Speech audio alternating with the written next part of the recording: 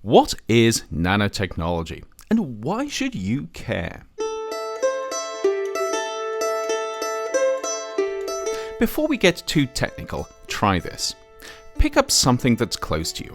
Anything. It might be a glass, or a smartphone, or even a t-shirt. It doesn't really matter what. Now, think about what this thing does well. It could be holding water, or chasing Pokemon, or if you're thinking about that t-shirt, making you feel awesome. Then think about what it doesn't do so well, perhaps smashing when you drop it, or running out of power just when you need it, or thinking about that t-shirt still, smelling of BO after you've worn it for a couple of days. It might not be obvious, but all of these things, the good stuff and the bad, depend on the individual atoms that make up the things around us, and importantly, how they're put together.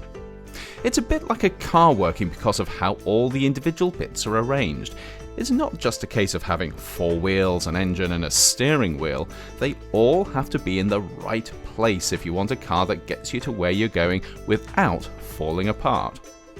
Of course, atoms are a bit smaller than the wheels on a car, but the same idea holds.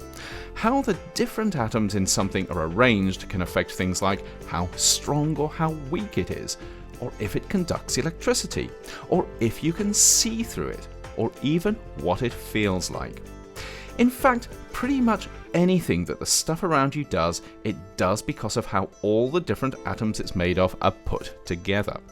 And this includes the things that you don't want stuff to do, like breaking, or smelling, or running out of power.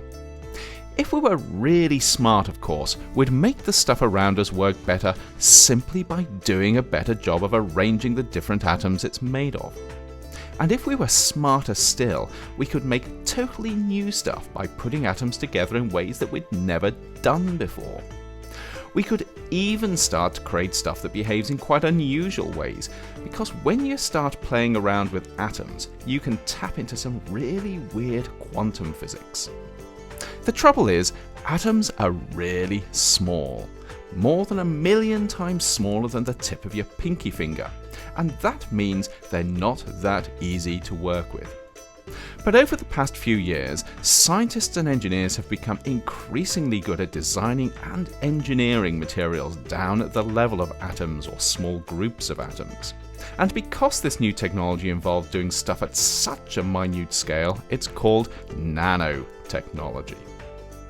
Using their new skills, nanotechnologists are beginning to do cool stuff like creating materials that are really good at turning sunlight into energy, or using nanoscopically small particles to deliver anti-cancer drugs, or even turning polluted water into drinkable water.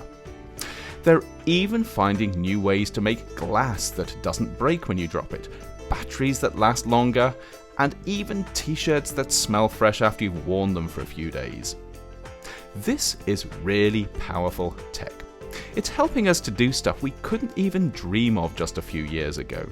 But because nanotechnology is so powerful, we need to be really careful how we use it, just in case we end up causing more problems than we solve.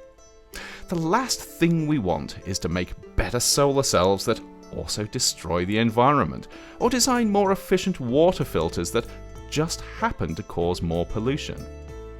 Because of this, scientists and others are working hard to make sure we develop and use nanotechnology responsibly.